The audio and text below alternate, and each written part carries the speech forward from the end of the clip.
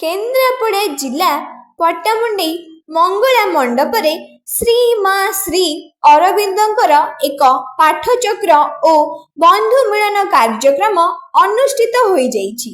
एही कार्यक्रम रे पट्टामुंडई उठा जलसेचन उपखंड कार्यालयर सहकारी कार्यनिर्वाही जंत्री इंजीनियर रवींद्र कुमार महांती श्री माँ श्री अरविंद पाठचक्र जड़े आगधाड़ी कर्मी श्री माँ श्री अरविंद पाठचक्र को गाँ गाँ रे पहुंचाइबा, श्री माँ श्री अरविंद पूर्णांग शिक्षा क्षेत्र प्रतिष्ठा करिबा, दिन राति अक्लांत परिश्रम करी कृषक मानंग पई कृषि भित्तिक कार्यक्रम किपरि आगकु जाई परिबो चेष्टा जारी रखिबा इत्यादि रवींद्र जड़े शांत सरल स्वाभिमानी एवं उत्तम मनीष बोली वक्ता माने उद्बोधन देई कहिथिबा बेले एही पाठचक्र रे शह शह संख्या रे कृषक शिक्षक शिक्षिका समाजसेवी बुद्धिजीवी सरकारी कर्मचारी एवं श्री मां को भक्त माने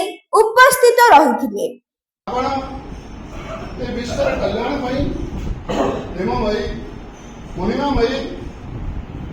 आशीर्वाद मुद्रा समस्त कल्याण कर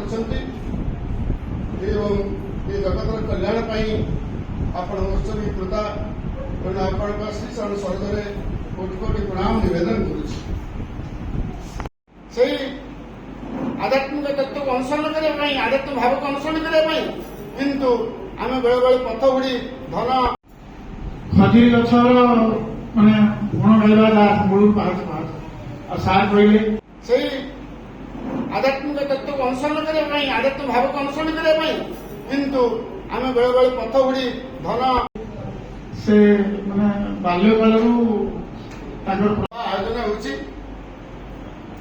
मु रवि पाखे जाए पहुंचबी एवं रवि को यही आशीर्वाद करी आपण मैंने कौन आपण मान कहबी विशेषकर तो मंदर तार सांग अंजन तार सांग बसी से पिलाटी आज भी मत से पिला भाया देखा मुझे भावी पारनी से गोटे एत बड़ अफिसर है किंतु सब बेस सुख अनुभव कर से जो तार द्वारा प्रतिष्ठित अनुष्ठान गुड़िक खूब ऊर्जस्व हो छात्र छात्री मान मनुष्यत्व गठन दिगरे आगे नौ से कथा शुणी बेस खुशी हो जाए। प्रकृत में समस्त भाग्य सुवर्ण जयंती उत्सव अनुष्ठान है सुवर्ण जयंती उत्सव आपण जो आरंभ है समस्त को डकागला समस्त आगुआ पिला सब बहु अफिसर सब आसीगले किंतु संगठन करी ये अनुष्ठान को सफलमंडित करवा विशेषकर राज्यपाल आसवे राज्यपाल आसी आम फोन कले गाड़ी खूब कम समय भितर पहुंचला देखिले पानी चलुची पिठी ताली बांधी गले खुशी सार को प्रथम मैंने देखुए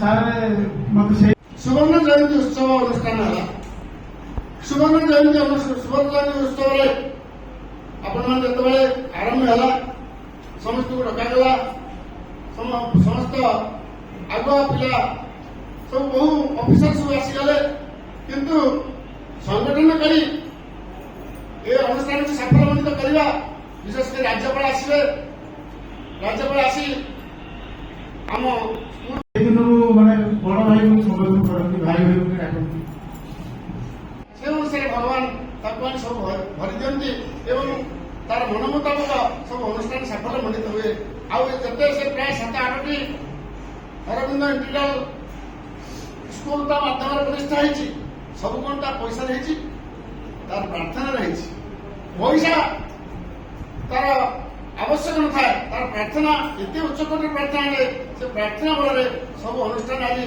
ପୁଷ୍ପିତ ହୋଇଛି ଏବଂ ସବୁ ଅନୁଷ୍ଠାନ ଆଜି ଉଚ୍ଚକୋଟୀର ହେଇଛି ଏବଂ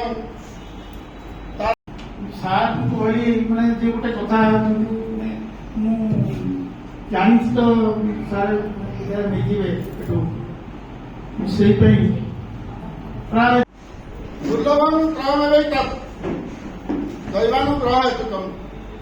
ତିନୋଟି ଜିନିଷ ଦୁନିଆରେ ଦୁର୍ଲଭ ଅଟେ ଯାହାକି ଦୈବ ବା ଭଗବାନଙ୍କର ଆଶୀର୍ବାଦ ଆବଶ୍ୟକ। ମନୁଷ୍ୟତ୍ୱଂ ମୁମୁକ୍ଷତ୍ୱଂ ମହାପୁରୁଷ ସଂସ୍ରବ। ପ୍ରକୃତ ମଣିଷ ହେବା ଇଏ ଦୁର୍ଲଭ ଅଟେ। ଆମେ ସମସ୍ତେ ମନୁଷ୍ୟ ଦେହଧାରୀ ବା ଦେହ ଧାରଣ କରି ଏଠି ବସିଛେ ଏଠି କଥା କହୁଛେ କିନ୍ତୁ ପ୍ରକୃତ ମନୁଷ୍ୟତ୍ୱ ଫୁଟି ଉଠିବା ବଡ଼ କଷ୍ଟକର ବ୍ୟାପାର। ତେଣୁ ମନୁଷ୍ୟତ୍ୱଂ ଆଉ ମୁମୁକ୍ଷତ୍ୱଂ ଆଉ ବିଶେଷ କରି ଭଗବାନଙ୍କ ପ୍ରତି ପ୍ରୀତି କରିବା ବା ଭଗବାନଙ୍କ ସହିତ ପ୍ରୀତି ଭାବ ରକ୍ଷା କରିବା ଏ ସତରେ ସହଜ ସାଧ୍ୟ ନୁହେଁ। ତାଙ୍କୁ ଭଲ ପାଇବା ମାଙ୍କୁ ଭଲ ପାଇବା ସହଜ କଥା ନୁହେଁ କାରଣ ତାଙ୍କୁ ଭଲ ପାଇଲେ ମୁକ୍ତି ବା ସା ବିଦ୍ୟା ବିମୁକ୍ତ ତାହା ପ୍ରଶସ୍ତ ହୋଇ ଉଠେ ଏବଂ ମହାପୁରୁଷ ସଂସ୍ରବ ବିଶେଷ କରି ମହାପୁରୁଷଙ୍କର ଆଶ୍ରୟ ଗ୍ରହଣ କରିବା ଇଏ ମଧ୍ୟ ତାଙ୍କର ଆଶୀର୍ବାଦ ସେଇ ଦୈବ ବା ଭଗବାନଙ୍କର ଆଶୀର୍ବାଦ ଏ ତିନୋଟି ଯାକ। ମୁଁ ଥରେ ସାର୍ଙ୍କୁ କହିଲି ସାର୍ ଆପଣଙ୍କ ଭଳି ଯଦି ସବୁ ନେତା ମନ୍ତ୍ରୀ ହେଇଯାଆନ୍ତେ ଇଏ ରାମ ରାଜ୍ୟ ହେଇଯାଆନ୍ତେ। ଥରେ ଜଣେ ତଳିଆ କର୍ମଚାରୀ ତାଙ୍କ ଷ୍ଟାଫ୍ ଟିକେ ବଡ଼ ପାଟିରେ କହିଦେଲେ ଅଫିସରେ ବସିଲେ ମୁଁ ସେଠି ବସିଛି ଡାକିଲେ ଡାକି ଏତେ ପାଟିରେ କହିଲେ କଣ ଭାବୁଛୁ ତାଙ୍କୁ ଆମେ ମାନେ ଭାଇ ଭଳିଆ ସମ୍ମାନ ଦଉ କାହିଁକି ଏମିତି କଥାବାର୍ତ୍ତା କରୁ କାହିଁକି ଏମିତି କଥାବାର୍ତ୍ତା କରୁ ସେ ପିଲାଟି ହେଲେ ମଧ୍ୟ ଥିଲା ସେତେବେଳେ ମୁଁ ତାକୁ ମାରିଛି ବେଳେବେଳେ ମାରିଛି ଡ୍ରାମା କଲାବେଳେ ମାରିଛି କ୍ଲାସରେ ଏତେ ମାରିନି କିନ୍ତୁ ତାକୁ ଦେଖିଛି ତା ଭିତରେ କେମିତି ମନୁଷ୍ୟତ୍ୱ ଫୁଟି ଉଠୁଛି। ଆପଣମାନଙ୍କୁ ଅଙ୍ଗେଲିବା କଥା ଗୋଟେ ଦୁଟି କହୁଛି। ବେଳେବେଳେ ଶିକ୍ଷକମାନଙ୍କ ଭିତରେ ପାଟିତୁଣ୍ଡ ହେଇଯାଏ ବା କେତେବେଳେ କିଛି ଅମଳ ହେଇଯାଏ। ରବି ଏକମାତ୍ର ପିଲା ଯେ ସବୁ ଶିକ୍ଷକଙ୍କୁ ମନାଇ ସବୁ ଶିକ୍ଷକଙ୍କୁ ଏମିତି ଗୋଡ଼ତଳ ପଡ଼ି ଆଦର ଭର୍ତ୍ତନ କରି ଆଣି ସମସ୍ତଙ୍କୁ ମିଳାମିଶା କରିଦିଏ ଏମିତି ଭାବରେ ମିଳାମିଶା କରିଦିଏ ଯାହାକୁ ଆପଣମାନେ କେମିତି କୋଉ ଭାଷାରେ କହିବି ମୁଁ ବି ଜାଣିପାରୁନି। ସମସ୍ତେ ପୁଣି ଏକ ଉଠନ୍ତି ଏବଂ ଅନୁଷ୍ଠାନ ତା ବାଟରେ ଆଗେଇ ଚାଲେ ଏବଂ ବିଶେଷ କରି ତାର ଯୋଉ ଶୁଶ୍ରୂଷା ତାର ଯୋଉ ସେବା ଭାବ ତାକୁ ମଧ୍ୟ ଆପଣମାନେ ଚିନ୍ତା କରିପାରିବେନି। ବିଶେଷ କରି ସ୍କୁଲ ଭିତରେ ଥିଲାବେଳେ ଯଦି କେତେବେଳେ ରାତ୍ରି ଯାପନ ହୁଏ ବିଭିନ୍ନ ଅନୁଷ୍ଠାନ ହୁଏ ସେତେବେଳେ ରବି ସବୁଠାରେ ଥିବ ଏବଂ କୌଣସି ଶିକ୍ଷକ କାହାକୁ ଗୋଡ଼ମୋଡ଼ି ଦେଉଥିବ କାହାକୁ ଆଉଁସି ଦେଉଥିବ କାହାର କ'ଣ ଖାଇବା ଦରକାର ବ୍ୟବସ୍ଥା କରିଦେଉଥିବ ଯେମିତି ସେ କରେ ମୁଁ ବି ଆଶ୍ଚର୍ଯ୍ୟ ହେଇଯାଏ ବେଳେବେଳେ। ଆଉ ସେ ପାଠରେ ଥିଲା ପ୍ରଥମ ଏବଂ ଖେଳରେ ଥିଲା ମଧ୍ୟ ପ୍ରଥମ ଖେଳରେ ମଧ୍ୟ ଚମ୍ପିଆନ ଥିଲା ଖେଳରେ ମଧ୍ୟ ସେ ଚମ୍ପିଆନ ହେଉଥିଲା। ଏଇଭଳି ପିଲା ମୁଁ 38 ବର୍ଷ 3 ମାସ ହାଇସ୍କୁଲରେ ରହିଲି କିନ୍ତୁ ଏଇଭଳି ଗୋଟିଏ ପିଲା ବହୁତ ଡାକ୍ତର ଇଞ୍ଜିନିୟର ସବୁ ହେଇଛନ୍ତି କିନ୍ତୁ ଭଲ ମଣିଷଟିଏ ଉତରିବା ମୁଁ ଦେଖିନି। ଆଉ ଆଜି ଏଠିକି ସେ ମୋତେ ଡାକିଛି ମୁଁ ଭାବିପାରୁନି ଯେ ମୁଁ ଖାଲି ଭାବୁଥିଲି ତାଙ୍କ ଅଫିସରେ ସମ୍ବର୍ଦ୍ଧନା ହେଉଥିବ ସେ ସମ୍ବର୍ଦ୍ଧନାରେ ଯାଇ ତାକୁ ଟିକେ ଗେଲ କରିଦେଇକରି ମୁଁ ଆସିବି। ଯାହା ହଉ ଆଜି ରବିର ଏଇ ଯୋଉ ଆୟୋଜନ ଇଏ ତାର ଜୀବନର ପର୍ବର ଆୟୋଜନ ମାନେ ଗୋଟିଏ ପରେ ଗୋଟିଏ ସେ ତାଙ୍କର ହେଇଯାଉଛି ତାଙ୍କ ପରାୟଣ ହେଉଥିବା ଭଗବତ ପରାୟଣ ହେଇଯାଉଛି।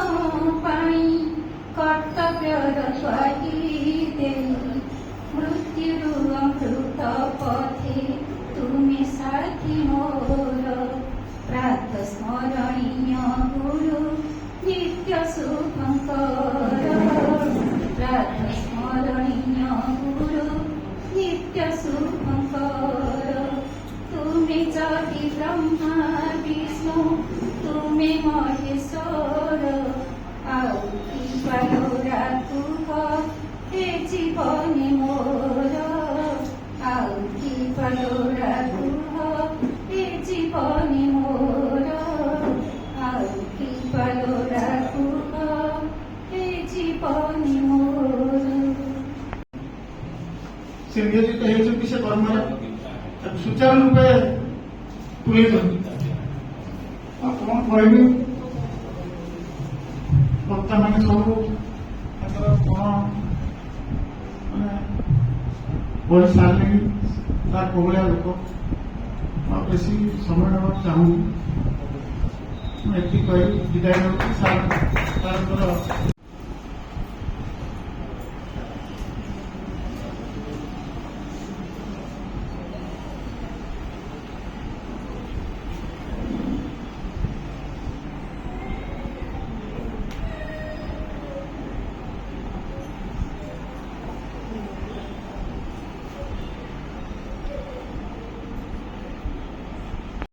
ये जो आश्रम चली ये 10 वर्ष भितर 10 वर्ष 6 वर्ष मु जहाँ को जे मोर मातृतुल्य हुई माँ भली मते सकाल सन्धार झड़ नहीं, वर्षा नहीं, शीत नहीं, खरा नहीं, सबु कष्ट भितर मते मुठाए दाना देकरी माँ भली मोर जत्न लेथिला। मु से मोहनिया शैल को भूली जाइछि, जे कि होछि मोर परम आत्मीया, मोर मामू झील एवं आउ तार हूँ बड़ परिचय सी सारंकर सर्वश्रेष्ठा शिष्या, मो गुरुंकर सर्वश्रेष्ठा शिष्या। तेणु मुझे भूली जाए ये आशा डाकवाटा हम कि नहीं चिंता करने भितर ता भाउज मत कहले जे शैल कथा भूली जाइछ कि मुझे ना भूली आमा दिन 2 दिन आसिक 5 मिनिट हो 10 मिनिट हो जॉइन कर से गोटे बड़ अहंकार था जे मु सब अधिका काम करे। बयस तक मो भावुँ बोधे 75 हम के प्रति पूजा आम प्राय यहाँ करूँ केमी करूँ से कथा समस्त आप माँ करती। मु असतत भाव सतर्क भाव चोरी करके पैसा नहीं ना नबार संभावना मो जीवन काल भितर ना ये नजर कथा कहीं कहींपारे ना। मुझे आज मुक्त सभा कहूँ आपण को भावतु आम दरमार करूँ अलमोस्ट आम दरमार करूँ अशोक राकेश मु प्रदीप नायक आम दरमार करूँ केमी कौन जोगाड़ करके रखी था पूजा ए वर्ष पिला माने एकाधिक धरले सार आपन वर्ष जेहेतु पूजा सॉरी रिटायरमेंट आम पूजा को गामछाट करूँ से पैसा आम एसबू जिन करूँ से मोर किसी हुए तो एक्सट्रा अवदान थी पारे उपढ़कन कार्यक्रम नुहे से उपढ़कन मुझे परंपरा को बेस करके रखी थी। मो जो सेकेंड फेज जो मन को दौची से मैंने मते केमती भाव सहयोग कर मो जीवन काल भितर कार्य 10 वर्ष भितर मु आपन को समय नहीं कहवाई मु समस्त कही रखुची मु गोटे बही लिखुची मोर जीवन चला पथे गोटे बही लेखा चलती से बही रे सब जिनस को गोटे सब निश्चय माने उपयुक्त समय प्रकाश करी से विषय तेज आज मुझे को देख मुझे छोट करूनी मु आशा करुच्ची मो अंतर जो भल पाइबा से भल पाइबा मुझे गोटे मेटेरियल गिफ्ट मध्यम दौची ताकू से श्रद्धार सहित ग्रहण करेंगे। आसतु क्या ना डाक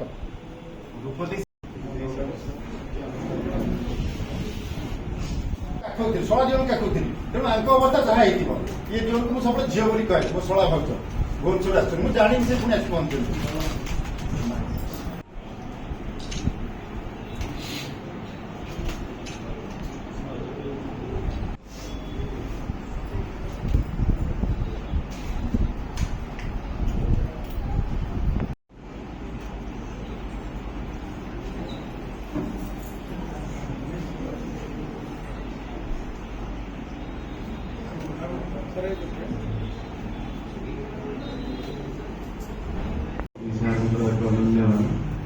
छात्र हेनी एक पुत्र तुल्य आम हृदय अनेक अनेक शुभेच्छा और अभिनंदन ज्ञापन करूँ। ଆପଣ ଦୀର୍ଘଜୀବୀ ହୁଅନ୍ତୁ। ମାନଙ୍କର କୃପା କରୁଣା ପରମପ୍ରଭୁଙ୍କର କୃପା କରୁଣା ଆପଣଙ୍କ ଉପରେ ସର୍ବଦା ଏମିତି ଥାଉ।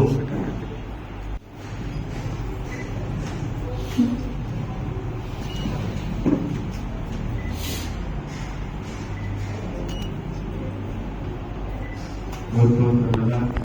ଢାଳିବାକୁ ସେ ଶିଲା ଫଳରେ ଅଜ୍ଞାନ ଅନ୍ଧାରେ ତୁମେ ଆଲୋକର ଶିଖା ଆସନ୍ନ ବିପଦେ ତୁମେ ଲକ୍ଷ୍ମଣର ରେଖା ଶିଷ୍ୟର କଲ୍ୟାଣ ପାଇଁ କେତେ ଯେ ଯାତନା ସହି ଶିଷ୍ୟର କଲ୍ୟାଣ ପାଇଁ କେତେ ଯେ ଯାତନା ସହି ତୁମେ ଆଜି ଏ ସଂସାରେ ମଣିଷ ଠାକୁର ପିତା ମାତା ପତି ତୁମେ ସଖା ସପୁଦର ତୁମେ জ্যোতি ব্রহ্মা বিষ্ণু তুমি মহেশ্বর ଆଉ କି ପାଲୋଡ଼ା ଶୁଭ ଏ ଜୀବନି ମୋର ଆଉ କି ପାଲୋଡ଼ା ଶୁଭ ଏ ଜୀବନି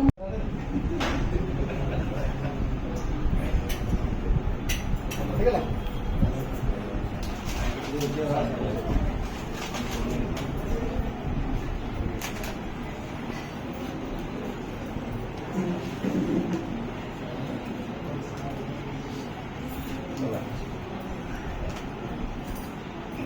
ସାର୍ଙ୍କର ଏକ ଅନନ୍ୟ ଛାତ୍ର କହିଲେ ହେବନି, ତାଙ୍କର ଏକ ପୁତ୍ର ତୁଲ୍ୟ।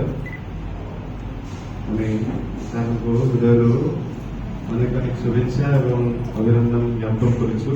ଆପଣ ଦୀର୍ଘଜୀବୀ ହୁଅନ୍ତୁ। ମାନଙ୍କର କୃପା କରୁଣା ପରମପ୍ରଭୁଙ୍କର କୃପା କରୁଣା ଆପଣଙ୍କ ଉପରେ ସର୍ବଦା ଏମିତି ଥାଉ।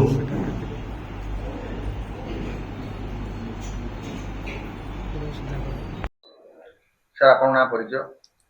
ମୁଁ ରବିନାରାୟଣ ମହାନ୍ତି, ବର୍ତ୍ତମାନ ଉଠାଚୁଣ ବିଭାଗରେ ପଟ୍ଟାମୁଣ୍ଡି ଉପଖଣ୍ଡରେ ସହକାରୀ ନିର୍ବାହୀ ଯନ୍ତ୍ରୀ ଭାବରେ କାର୍ଯ୍ୟରତ। ବଟ୍ ସିନିୟର ଟିଭିରେ ପ୍ରମୋସନ୍ ହେଲା ପରେ ମଧ୍ୟ ମୁଁ ଯିବା ପାଇଁ ଏଇଥିପାଇଁ ଚାହିଁଲିନି। ଏକ ତ ମୁଁ ଅବସର ଖୁବ୍ ଅଳ୍ପ ସମୟ ଭିତରେ ନେବି, ଦ୍ୱିତୀୟତଃ ହେଉଛି ମୁଁ ଏଇ ପୋଷ୍ଟରେ ହିଁ ସବଡିଭିଜନ୍ ରହିକରି ଲୋକମାନଙ୍କ ପାଇଁ ଯେତିକି କାର୍ଯ୍ୟ କରିପାରୁଛି, ମୋର ପବ୍ଲିକ୍ କଣ୍ଟାକ୍ଟ, ଚାଷୀମାନଙ୍କ ସହିତ ସମ୍ପର୍କ, ଗାଁ ଗଣ୍ଡାରେ ସେମାନଙ୍କ ସହିତ ମୁଁ ଯେଉଁଭଳି ଭାବରେ ଇଣ୍ଟରାକ୍ସନ୍ କରିପାରୁଛି, ମୋ ଭିତରେ କାହିଁକି ଗୋଟେ ପ୍ରେରଣା ଆସିଲା ଯେ ମୁଁ ନିର୍ବାହୀ ଯନ୍ତ୍ରୀ ଭାବରେ ଯଦି ଡିଭିଜନରେ ଜଏନ୍ କରେ, ମୁଁ ସେମାନଙ୍କଠୁ ଡିଟାଚ୍ଡ ହେଇଯିବି। ମୋର ଯେଉଁ ସାମାଜିକ ଜୀବନ ଏବଂ ଆଧ୍ୟାତ୍ମିକ ଜୀବନ, ଏ କାର୍ଯ୍ୟକଳାପରୁ ମୁଁ ବଞ୍ଚିତ ହେଇଯିବି। ସେଇ ଭୟରେ ମୁଁ ଇଚ୍ଛା କଲି ନାହିଁ ଡିଭିଜନରେ ନିର୍ବାହୀ ଯନ୍ତ୍ରୀ ଭାବରେ। ଆପଣ ଆଉ ଦିନ କେଇଟା ପରେ ଅବସର ନେବେ? ଅବସର ପରେ ଅବସର ଜୀବନ କେମିତି ବିତେଇବେ ବୋଲି ଆପଣ ଚିନ୍ତା କରୁଛନ୍ତି? ଅବସର ତ ଚାକିରି କରିଛି, ଅବସର ନେବା ମୋ ପାଇଁ ନିର୍ବାହୀ ଯନ୍ତ୍ରୀର ସୁଯୋଗ ଆସିଥିଲା, 2 ବର୍ଷ ତଳେ ବି ଆସିଥିଲା। ମୁଁ କିନ୍ତୁ ସେଥିପ୍ରତି କେବେ ଧ୍ୟାନ ଦେଇନଥିଲି, କାରଣ ପୋଷ୍ଟ ପ୍ରତି, କ୍ଷମତା ପ୍ରତି ମୋର କେବେ ବି ମୋ ଜୀବନରେ ଆକର୍ଷଣ ନଥିଲା। ଅବସର ନେବା ପରେ ମୁଁ ଯେଉଁ ଜୀବନ ଚାହୁଁଛି, ସେ ଜୀବନ ହେଉଛି ଗୋଟେ ଆଧ୍ୟାତ୍ମିକ ଜୀବନ। ବହୁତ ଦିନ ଧରି ଯଦିଓ ମୁଁ ଚାକିରି କରିଥିଲି, ତେବେ ସବୁବେଳେ ମୋ ଭିତରେ ଗୋଟେ ଅସନ୍ତୋଷ ଲାଗି ରହିଥିଲା, ଗୋଟେ ଦିବ୍ୟ ଅସନ୍ତୋଷ, ଡିଭାଇନ୍ ଡିସକଣ୍ଟେଣ୍ଟ। ମୁଁ ସେଇଟାକୁ ଫୁଲଫିଲ୍ କରିବି। ଚାକିରି କାଳ ଭିତରେ ମୋର ଆଧ୍ୟାତ୍ମିକ ଜୀବନ ଯାତ୍ରାରେ କେଉଁଠି ନା କେଉଁଠି ଟିକେ ବ୍ରେକ୍ ହେଇଯାଉଥିଲା। ତାର ଶେଷ ହେବ। ମୁଁ ଅବସର କରିବା ମାତ୍ରେ ମୁଁ ତ ଭାବୁଛି ସବୁଦିନେ ଶ୍ରୀ ମହର୍ଷି ଅରବିନ୍ଦଙ୍କ ଆଦର୍ଶର ଅନୁପ୍ରାଣିତ ଯେଉଁ ପାଠଚକ୍ର କାର୍ଯ୍ୟକ୍ରମରେ ମୁଁ ଭାଗ ନେଇଛି, ମୁଁ ଝାସ ଦେଇଛି, ସେଇଟାକୁ କଣ୍ଟିନ୍ୟୁ କରିବି। ଯେଉଁ ବର୍ତ୍ତମାନ ସମାଜରେ ଯେଉଁ ଆଧ୍ୟାତ୍ମିକ ବାତାବରଣର ଅଭାବ ଦେଖାଦେଇଛି, ଆଧ୍ୟାତ୍ମିକ ଜ୍ଞାନ ପ୍ରତି ଲୋକମାନଙ୍କର ଯେଉଁ ବିତୃଷ୍ଣ ଭାବ ଆସିଛି, ଆମେ ସମସ୍ତେ ଚାହିଁବା ମଣିଷ।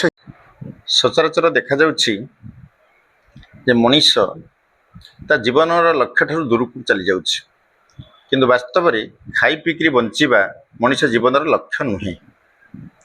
ମଣିଷର ଜୀବନର ଲକ୍ଷ୍ୟ ହେଉଛି ଭଗବାନଙ୍କୁ ଏଠି ପ୍ରତିଷ୍ଠା କରିବା, ନିଜର କର୍ମରେ, ନିଜର ବୃତ୍ତିରେ, ନିଜର ଚିନ୍ତା ଚେତନା ସବୁଥିରେ। ତାର ଅଭାବ ପରିଲକ୍ଷିତ ହୋଇଛି। ମୁଁ ଚାକିରି କାଳ ଭିତରେ ଏସବୁ ଜିନିଷ ମଧ୍ୟ ଯେତେବେଳେ ଯାଏ ବିଭିନ୍ନ ଜାଗାକୁ ଲୋକଙ୍କ ସଂସ୍ପର୍ଶରେ ଆସେ ଏ ବିଷୟରେ ମଧ୍ୟ ମୁଁ ଆଲୋଚନାକୁ ନିଏ।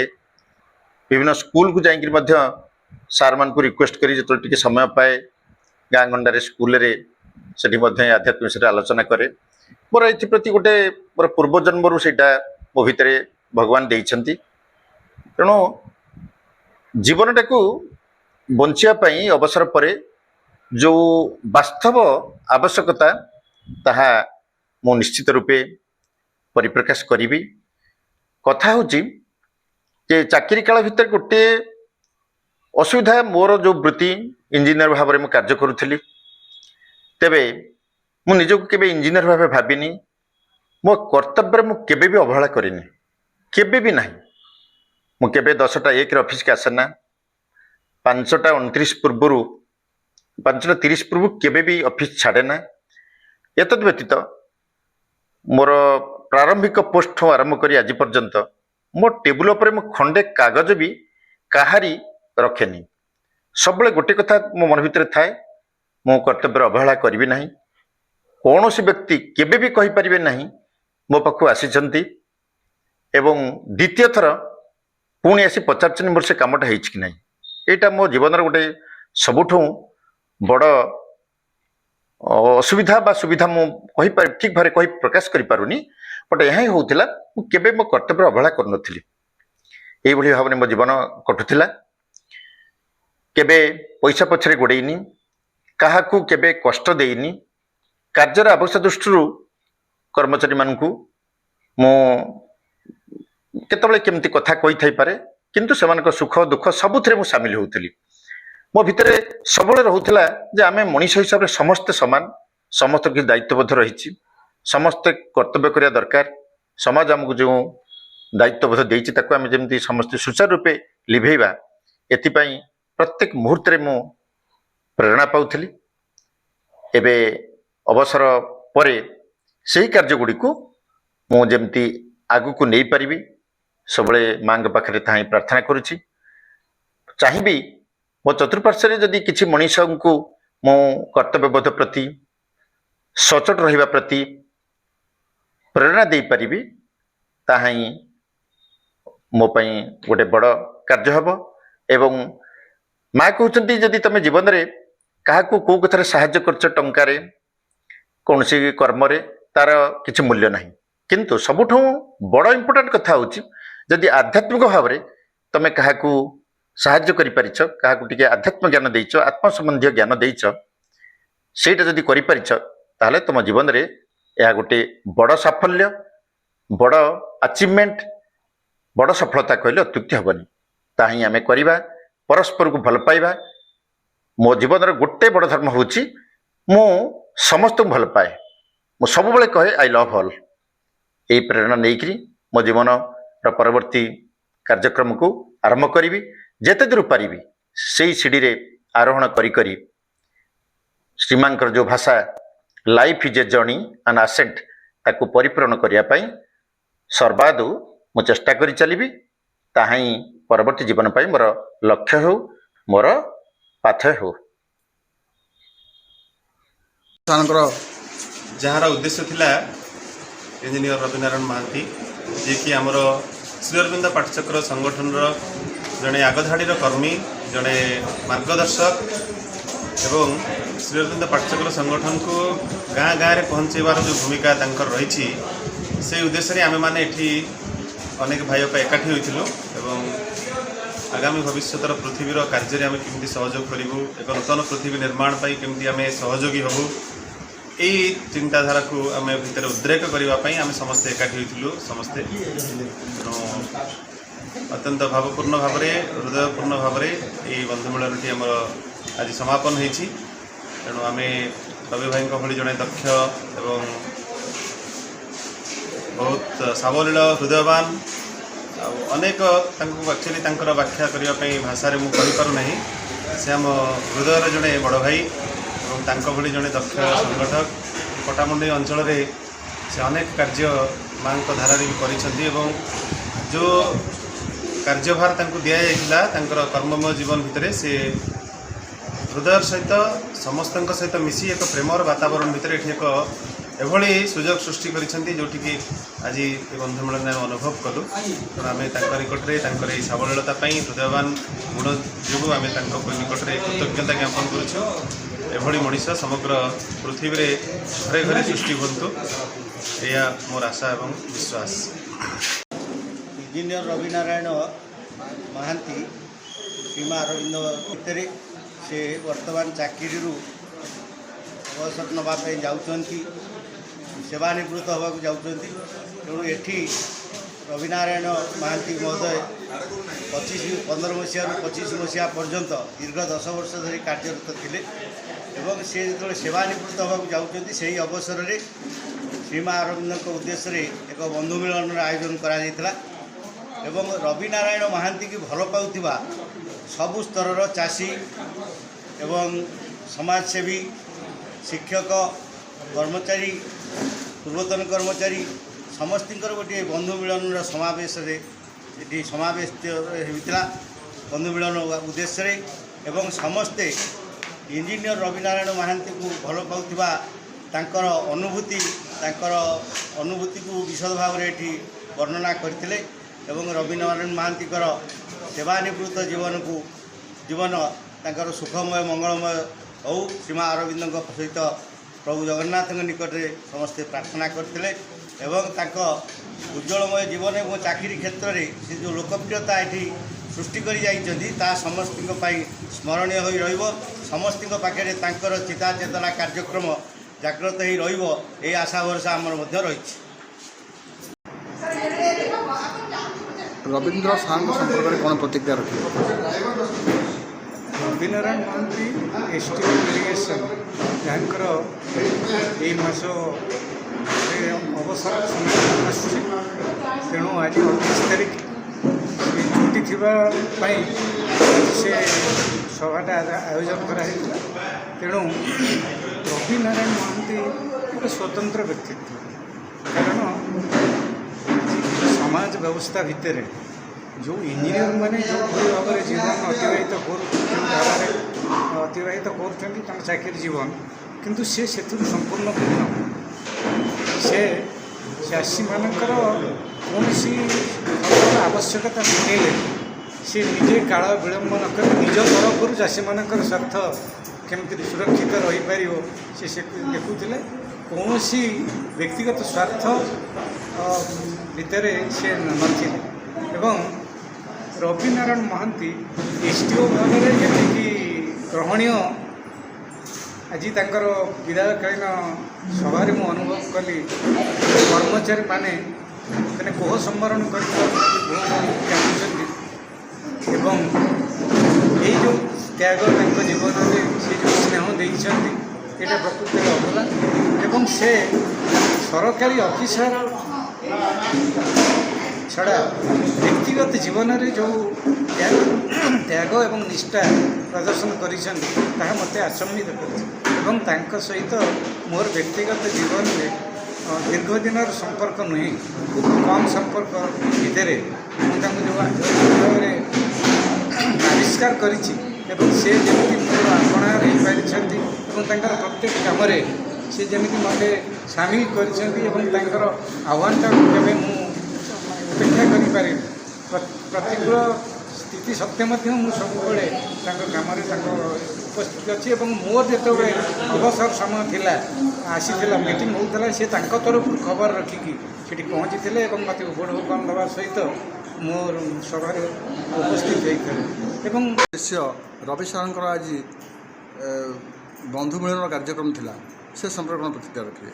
इंजीनियर रविनारायण महांती मोर हाईस्कूल स्टेज गोटे बाध्य छात्र थिला ये ओबिडिएंट छात्र बोध हुए आम मोर 38 वर्ष चाकरी जीवन भितर क्या पाइनी एवं से शांत शिष्ट एवं समस्त पाठरे मध्य से प्रथम हुए खेल में चंपियन हुए एवं स्कूलर जावतीय अनुष्ठान से पूरा अग्रगत होता तापर परस्पर गुरु छात्र भितर आम जो विनिमय थिला से विनिमय से इंजीनियरिंग पाठ पढ़ला बेले से अर्गानाइज करके तार शिक्षक मानू अति अपराध कर विभिन्न क्षेत्र में जो से चाकरी कर गोटे गोटे श्रीमा अरविंद पूर्णांग शिक्षा केन्द्र से प्रतिष्ठा कर प्राय 8-9टी पूर्णांग शिक्षा केन्द्र से प्रतिष्ठा कर सब जो गले तार से शासन करे किंतु अति अपणार कर समस्त जोड़ुं समस्त अति अपणार समस्त से साहय कर जीवन में केवे काठ लांच भाव से 5टी पैसा नहीं बोली मोर हृदय भर मुझे सब उपलब्धि कर सब से शून्य था सब पूर्ण था यही पिलाटी तार उत्तरोत्तर जीवन उत्तरोत्तर उन्नति हो। पट्टामुंडेरू Priyanka report Odisha dream TV.